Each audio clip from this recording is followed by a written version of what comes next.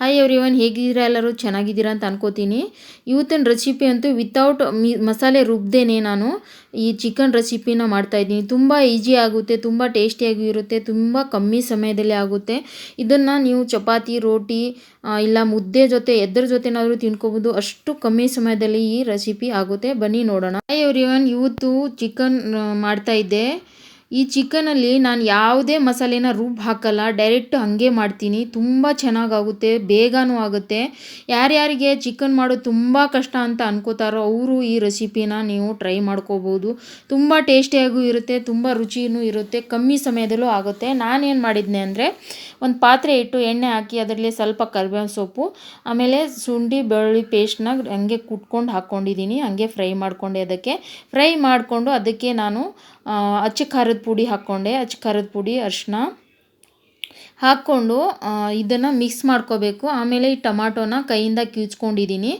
ನೀವು ಬೇಕಾದರೆ ನೀವು ಚಾಪರ್ ಇದ್ದರೆ ನೀವು ಚಾಪರ್ ಹಾಕ್ಕೋಬೋದು, ಚಾಪರಲ್ಲಿ ಹಾಕಿ ಪೇಸ್ಟ್ ಥರ ಮಾಡ್ಕೋಬೋದು. ಆಮೇಲೆ ಇಲ್ಲಾಂದರೆ ಮಿಕ್ಸಿಲಿ ಹಾಕಿ ಸ್ವಲ್ಪ ತರಿಯಾಗಿ ರುಬ್ಕೋಬೇಕು.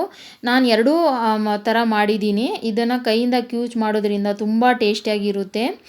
ಮಿಕ್ಸಿಯಲ್ಲಿ ಹಾಕಿದ್ರೆ ಒಂಥರ ಟೇಸ್ಟ್ ಚೇಂಜ್ ಆಗಿಬಿಡುತ್ತೆ. ಅದಕ್ಕೆ ನಾನು ಕೈಯಿಂದ ಇದನ್ನು ಕಿವುಚ್ಕೊಂಡು ಮಾಡಿಕೊಂಡೆ. ಆಮೇಲೆ ಚಿಕನ್ ಹಾಕಿ ಇದನ್ನು ಮಿಕ್ಸ್ ಮಾಡ್ಕೊಂಡಿದ್ದೀನಿ. ಆಮೇಲೆ ನಮ್ಮ ಖಾರ ಅಂತೂ ಇದು ಮಸಾಲೆ ಖಾರ, ತುಂಬ ರುಚಿಕರವಾಗಿ. ನಮ್ಮ ಉತ್ತರ ಕರ್ನಾಟಕ ಕಡೆ ಅಂತೂ ಈ ಖಾರನೇ, ನಾವು ಮಸಾಲೆ ಖಾರನೇ ಯೂಸ್ ಮಾಡೋದು. ರುಚಿಗೆ ತಕ್ಕಷ್ಟು ಉಪ್ಪು ಹಾಕ್ಕೊಂಡೆ. ನಾನು ಕಲ್ಲುಪ್ಪು ಹಾಕ್ಕೊಂಡೆ. ಕಲ್ಲುಪ್ಪು ಯೂಸ್ ಮಾಡೋದ್ರಿಂದ ನಮ್ಮ ಹೆಲ್ತ್ಗೆ ತುಂಬ ಒಳ್ಳೆಯದಂತ ಹೇಳ್ತಾರೆ. ಆಮೇಲೆ ಸ್ವಲ್ಪ ನೀರು ಹಾಕಿ ಕೊತ್ತಂಬರಿ ಸೊಪ್ಪು ಕಟ್ ಮಾಡಿ ಇದಕ್ಕೆ ಮಿಕ್ಸ್ ಮಾಡ್ಕೋಬೇಕು. ನಿಮ್ಗೆ ಎಷ್ಟು ಬೇಕೋ ಅಷ್ಟು ನೀರು ಹಾಕ್ಕೊಂಡು ನೀವು ಇದನ್ನೇ ಸಾಂಬಾರಾದರೂ ಮಾಡ್ಕೋಬೋದು, ಇಲ್ಲ ಡ್ರೈ ಚಿಕನ್ ಆದರೂ ಮಾಡ್ಕೋಬೋದು. ತುಂಬ ಟೇಸ್ಟಿಯಾಗಿರುತ್ತೆ. ಒಂದು ಸಾರಿ ಟ್ರೈ ಮಾಡಿ ಫ್ರೆಂಡ್ಸ್. ಈ ವಿಡಿಯೋ ಇಷ್ಟ ಆದರೆ ಲೈಕ್, ಶೇರ್, ಕಮೆಂಟ್ ಮಾಡಿ. ಯೂಟ್ಯೂಬಲ್ಲಿ ನೋಡ್ತಾ ಇದ್ದರೆ ಯೂಟ್ಯೂಬ್ ಚಾನಲ್ನ ಸಬ್ಸ್ಕ್ರೈಬ್ ಮಾಡ್ಕೊಳ್ಳಿ, ಬೆಲ್ಲೈಕನ್ ಒತ್ತಿ. ಫೇಸ್ಬುಕ್ಕಲ್ಲಿ ನೋಡ್ತಾ ಇದ್ದರೆ ಫೇಸ್ಬುಕ್ ಪೇಜ್ ಫಾಲೋ ಮಾಡಿ ಫ್ರೆಂಡ್ಸ್. Thank you. ಇದರಲ್ಲಿ ಮೇನ್ ಹಾಕೋದು ನಾನು ಇಲ್ಲಿ ಜೋಳದ ಹಿಟ್ಟು ಹಾಕೋದ್ರಿಂದ ಈ ಗ್ರೇವಿ ಥಿಕ್ನೆಸ್ ಬರುತ್ತೆ.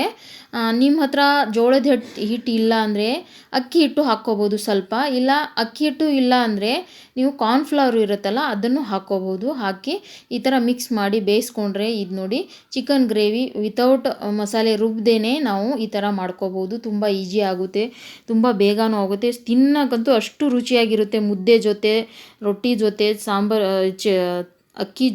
ಅನ್ನದ ಜೊತೆ ತುಂಬ ಚೆನ್ನಾಗಿರುತ್ತೆ. ಇಲ್ಲಿ ನೋಡಿ ತೋರಿಸ್ತಾ ಇದ್ದೀನಿ ಎಷ್ಟು ಚೆನ್ನಾಗಿ ಬೆಂದಿದೆ.